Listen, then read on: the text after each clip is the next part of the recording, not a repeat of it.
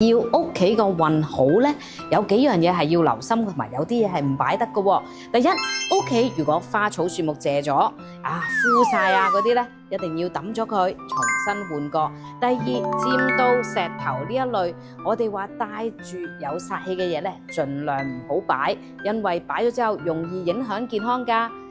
第三，如果喺我哋嚟講有一啲兇猛嘅野獸嘅圖，譬如嗰啲獅子老虎呢啲咧，其實咧就適宜對外，唔適宜對住自己屋企嘅。如果擺得太多嘅話咧，又係容易對健康運有影響嘅噃。嗱，第四樣咧就係一啲不明來歷嘅古董或者舊物，如果你放咗返屋企嘅話咧，都要提防一下㗎，因為佢會跟隨住上手嘅氣運，就算上手係非常之好，原來佢只會殘留一啲麻麻地嘅氣運喺度。真係好想要嘅話，記得用一啲碌柚葉、黃皮葉水擦乾淨，或者過一個香火先好擺喺度噃。而最後一樣嘢咧，就係屋企舊嘅雜誌唔可以太多㗎，因為雜誌係屬木嘅。當你堆放得舊嘅報紙雜誌太多咧，就好容易有官非㗎啦。